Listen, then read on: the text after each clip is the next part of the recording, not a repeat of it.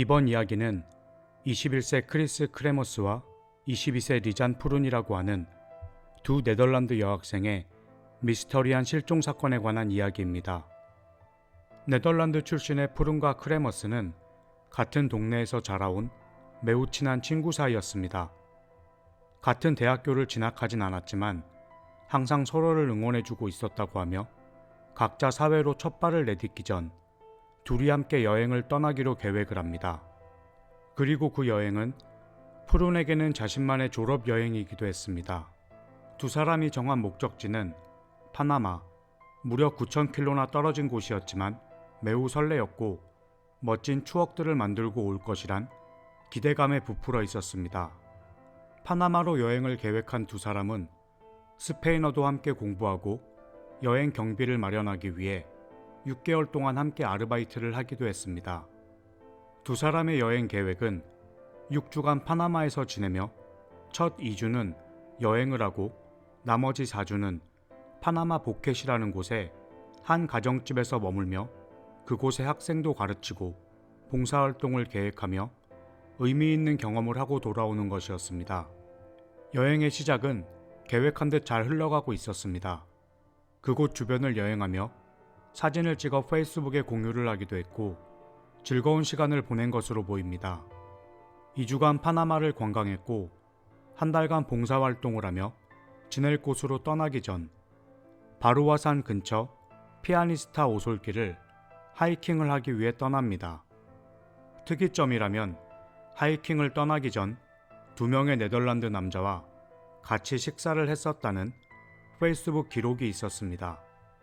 알려진 바로는 두 사람이 머물고 있던 민박집에서 기르는 개와 함께 하이킹을 떠났다고 합니다.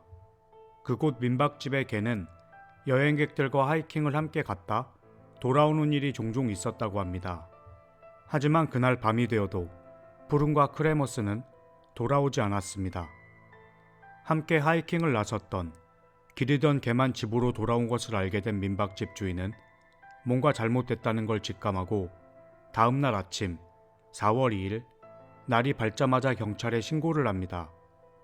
원래 푸른과 크레머스는 4월 2일 아침 현지 투어를 하기 위해 가이드와 예약이 되어 있었으나 그곳에도 나타나지 않았습니다. 그리고 4월 3일부터 파나마 경찰과 현지 주민들이 두 사람을 찾기 위한 수색을 시작합니다. 두 사람의 실종 소식을 듣게 된 푸른과 크레머스의 부모님은 4월 6일 네덜란드 경찰과 수색견, 사설 탐정들과 함께 날아와 수색팀에 참여합니다. 실종된 두 사람을 찾기 위한 수색은 열흘간 계속됐지만 수색 범위에 비해 인력도 부족했고 장마가 시작되자 날씨마저도 좋지 않았습니다. 푸른과 크레머스의 부모님은 3만 불의 포상금까지 걸어가며 자식들을 찾기 위해 애써보지만 아무런 흔적을 찾을 수가 없었습니다. 시간이 지나도 수사에 아무런 진전이 없던 와중 푸른이 메고 있던 남색 가방이 실종 장소에서 조금 떨어진 곳에 살고 있던 현지 주민에 의해 발견이 됩니다.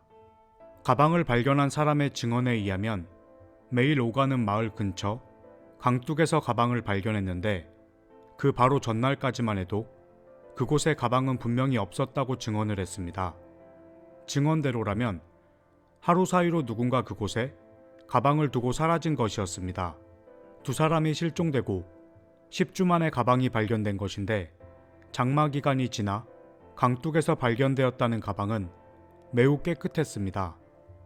그리고 가방 안에는 선글라스 2개, 현금 83불, 푸른의 여권과 물병, 카메라와 2벌의 속옷, 그리고 핸드폰이 들어있었는데 이상하게도 어느 것 하나 젖지 않은 채 비닐팩에 포장되어 깨끗하게 건조한 상태였습니다. 경찰이 두 사람의 핸드폰을 조사한 결과 두 사람은 하이킹을 시작한 지 얼마 되지 않아 문제가 생겼거나 조난을 당했다는 것을 알 수 있었습니다. 핸드폰을 조사해본 결과 4시 39분 크레머스의 아이폰으로 구조 요청을 시도했습니다. 4시 51분 이번엔 푸른의 갤럭시 폰으로 구조 요청을 시도했으나 전파 문제로 인해 두 사람의 구조 요청은 연결이 되지 않았습니다. 4월 3일 전화가 연결이 되었지만 고작 1초에 불과했고 4월 5일 이후에는 푸른의 갤럭시 핸드폰은 배터리가 완전히 방전된 것으로 확인이 됩니다. 크레머스의 아이폰 역시 여러 차례 통화를 시도했던 흔적이 남아 있었고 어떤 이유에선지 4월 6일 크레머스의 아이폰엔 여러 차례 잘못된 비밀번호를 입력했던 기록이 남아 있었습니다. 4월 7일부터 10일까지 크레머스는 무려 80차례가 넘는 긴급 통화를 시도했으나 단 한 번도 연결이 되지 않았습니다. 크레머스의 아이폰은 4월 11일 오전 10시 51분 잠시 켜졌다 꺼졌고 11시 56분 완전히 꺼진 것으로 확인이 됩니다. 가방에서 함께 발견된 카메라에는 두 사람의 여행 시작부터 실종 직전의 모습까지의 기록이 담겨져 있었습니다. 실종되기 전의 모습은 밝은 모습으로 여행을 즐기는 모습이었고 실종된 지 일주일 후인 4월 8일 새벽 1시부터 4시 사이에는 어떤 상황인지 짐작이 되지 않는 플래시를 터뜨려 찍은 알 수 없는 이상한 사진이 90장이나 찍혀 있었습니다. 산속 깊은 곳에서 촬영된 듯한 사진에는 두 사람이 협곡 주변이나 강가에 있는 것으로 보였으며 크레머스의 뒤통수가 찍힌 것으로 보이는 사진에는 피로 보이는 무언가 묻어있는 모습이었습니다. 가방이 발견된 지점을 따라 경찰은 새로운 루트로 수사를 시작합니다. 그리고 가방이 발견된 곳으로부터 몇 킬로 떨어지지 않은 바위에서 크레머스의 짧은 반바지가 발견이 됩니다. 역시 이상했던 점은 실종된 지 몇 달이 지나 발견된 크레머스의 반바지는 단추와 지퍼가 잠겨져 있었고 누군가 접어두고 간 것처럼 반듯하게 개어진 채로 발견됐습니다.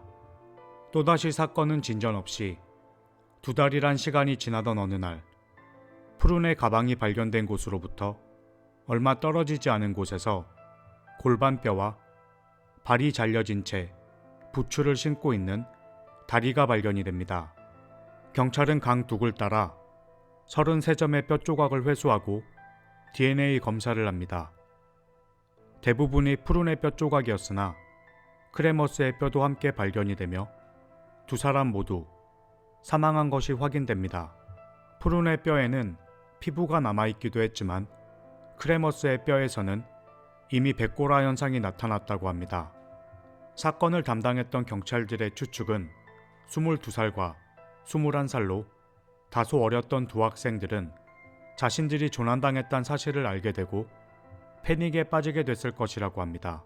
사진으로 추측해보면 크레머스가 머리에 부상을 입고 구조 요청을 해보다 실패를 하자 패닉에 빠진 상태에서 뱀이나 야생동물에게 공격을 받았을 수 있다고 추측을 했습니다. 범죄에 의한 사건일 수 있다는 추측도 있었지만 두 사람 모두 정확한 사망 원인을 밝히기 힘들 만큼 뼈 조각이나 증거를 수집하기가 부족했으며 크레머스가 머리에 부상을 입었다면 푸른보다 먼저 사망했을 수 있다는 결론으로 사건은 미스터리하게 마무리가 됩니다. 사건은 두 사람의 유해가 발견이 되고 끝이 났지만 여러 가지 의혹들은 여전히 풀리지 않았습니다. 먼저 두 사람이 실종된 피아니스타는 나름 유명한 하이킹 코스였고 주위에는 비상 상황에 대피할 수 있도록 휴게소 같은 곳도 마련이 되어 있었습니다. 그런 곳에서 불과 1시간 만에 조난을 당하고 구조 요청을 했었다는 겁니다. 그리고 경찰이 푸른의 가방을 조사했을 때 가방에선 엄청나게 많은 지문들이 나옵니다. 그 지문들을 겹치는 지문은 제외하며 조사한 결과 30개가 넘는 신원이 다른 지문이 가방에서 발견이 됐지만 경찰은 이에 대해 중점적으로 수사를 하지 않았습니다. 또 다른 의혹은 크레머스가 사용했던 아이폰 비밀번호가 연속해서 틀렸다는 점인데 보안 시스템으로 인해 비밀번호를 연속적으로 틀리게 입력을 하면 다시 재입력할 시간이 점점 더 길어지게 됩니다. 자기 핸드폰 비밀번호를 그렇게 여러 번 사용하지 못할 만큼 틀리는 경우가 얼마나 있을까요? 그리고 제가 가장 의심스러웠던 부분은 푸른과 크레머스가 민박집에 개와 함께 하이킹을 갔다고 알려져 있지만 사실은 택시를 타고 하이킹 장소인 피아니스타로 이동을 했다고 합니다. 그래서 경찰이 택시기사를 조사를 했는데 택시기사는 두 사람을 저녁 4시경 내려줬다라고 진술을 했습니다. 하지만 가방에서 발견됐던 카메라에는 푸른과 크레머스가 오전 11시부터 그곳에서 찍었던 사진이 발견이 됩니다. 경찰은 택시기사가 단순히 착각한 것이라 기록을 했고 택시기사에 대한 수사는 이어지지 않았다고 합니다. 두 사람의 사건이 일어난 지 8년이 지난 2022년 전 MBC 뉴스 특파원이자 저널리스트인 마리아나 아렌시오는 푸른과 크레머스에 대한 사건을 접하게 되고 이 사건을 다시 한번 알아보기로 합니다.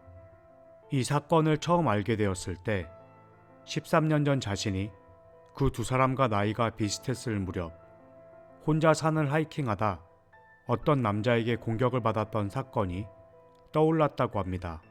지역의 특성과 오랜 기자의 경험으로 다른 일이 얽혀 있을 수 있다고 판단한 아렌시오는 자신의 팀과 함께 8년 전 푸른과 크레머스가 실종된 피아니스타를 재조사했습니다. 물론 그녀와 그녀의 팀이 8년 전 두 사람의 흔적을 발견하지는 못했습니다. 하지만 두 사람의 사건을 파헤치면서 사건의 또 다른 가능성을 알게 됩니다. 지역 사람들이 너무 조심스러워해서 아주 어렵게 인터뷰를 하며 듣게 된 이야기는 파나마 정부의 부패와 마약 밀매, 심지어 장기 적출과 인신매매에 관한 이야기를 듣게 됩니다. 물론 두 사람의 사건과 연관이 있는 새로운 것을 증명하진 못했지만 또 다른 문제와 푸른과 크레머스에게 일어났던 좋지 않은 일이 다시 생기지 않게 하기 위한 경각심을 주기엔 충분했습니다. 리잔 푸른과 크리스 크레머스의 사건은 사고로 인한 사망으로 종결이 됐고 두 사람의 유해는 네덜란드 부모님 곁으로 돌아갔다고 합니다. 이미 오래전 사건이 되어버렸지만 리잔 푸른과 크리스 크레머스의 명복을 빌며 영상을 마치겠습니다. 감사합니다.